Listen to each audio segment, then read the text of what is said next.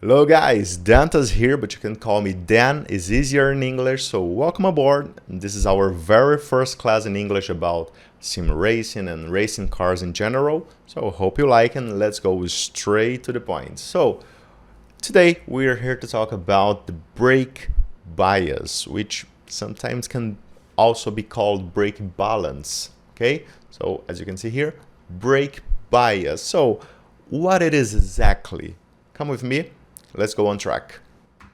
Okay guys, now when we brake, we are like pressing a fluid that goes from the car's brake pedal to an actuator cylinder in the wheels, right? And in most racing cars, we have the possibility to define the amount of pressure that will be sent to each set of wheels, front and rear. So when you go on the brakes, the pressure you put on the pedals go to a proportioning valve that distributes this pressure according to what the driver sets inside the car through an electronic input. Briefly, the brake bias will be a number that indicates the percentage of brake on the front axle in contrast to the rear axle of the car.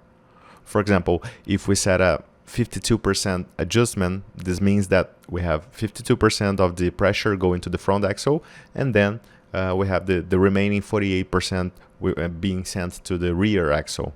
And so, what does that matter?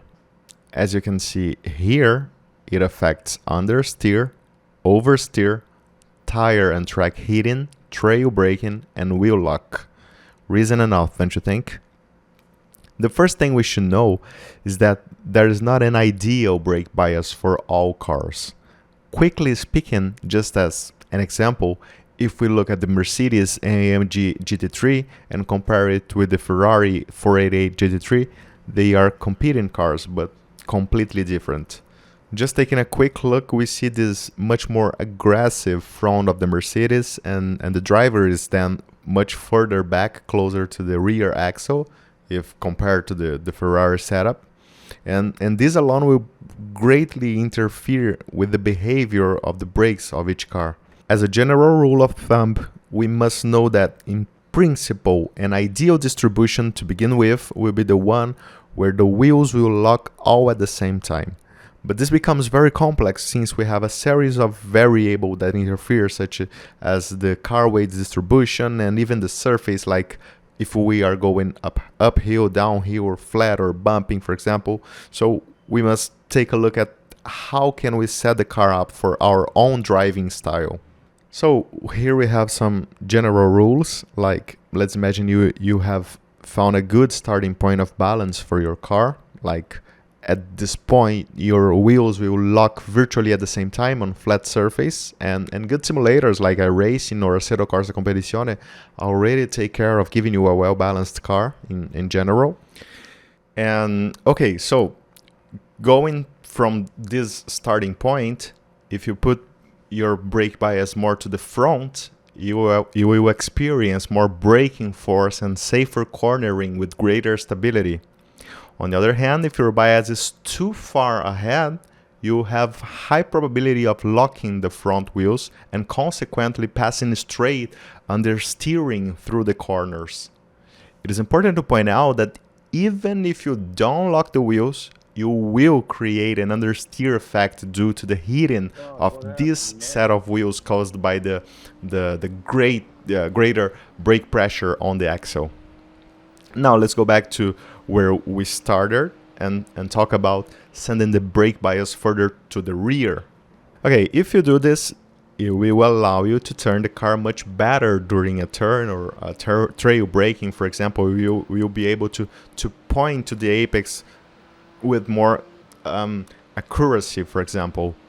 But the consequence, if the bias is too far behind, is that you will create instability in the car, causing the rear tires to heat up and lose grip, or even lock up, causing a complete loss of rear and a spin out.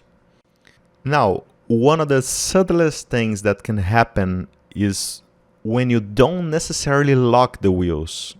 Even if you are under the limits under braking, you will still causing your tires to heat up, and brake bias has a lot to do with this. And I'll show you now by analyzing some graphs that I extract from the telemetry. So Here we have a great example of how a further back brake bias will make the temperatures rise considerably at the rear and vice versa. Okay, and this considering that this braking had only, look at here, around 20% of pressure, far from being, for example, an aggressive braking.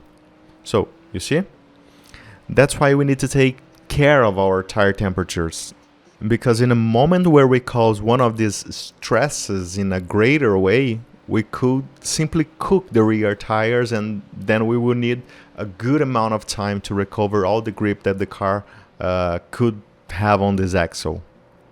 Now, to end this video today, let's talk about dynamic adjustment of brake bias. As already mentioned, the bias adjustment will make the car behave differently for different track conditions and through different corners. Therefore, as this adjustment is dynamic, that is, you can do while driving, you can understand the behavior of the car along the track and make adjustments based on a base value. Let's talk about Monza. This track has an excellent example, and we don't even have to think too much to see it. Just think about the two ends of the main straight. So, for example, to enter the last corner, the Parabolica, you can maximize trail braking. And for your car to be able to point well to the apex without understeer, you should find the lowest value of brake bias possible. A point just before the car becomes too unstable and, let's say, uncontrollable for this corner. On the other hand, going to the turn number 1 on the Variante, we have this low speed corner, and so we can use a lot more potential of brakes on a straight line.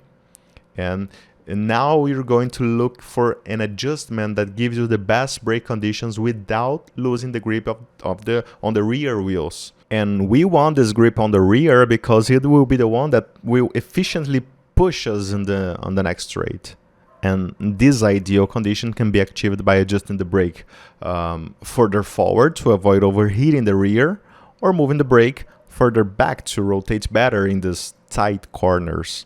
So you can notice that it all depends on the car setup and your driving style and the parameters of the track and all this stuff that we just mentioned.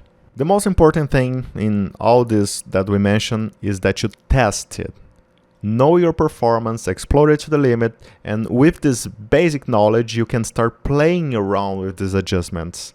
Of course, it will be difficult at first, but you can start easy, like 1 or 2 adjustments per lap. But be careful, you can get addicted. So, I hope you managed to get something out of this video. If so, don't forget to support us by leaving a comment and subscribing to the channel. Thank you so much for watching, for your time, and see you at the podium.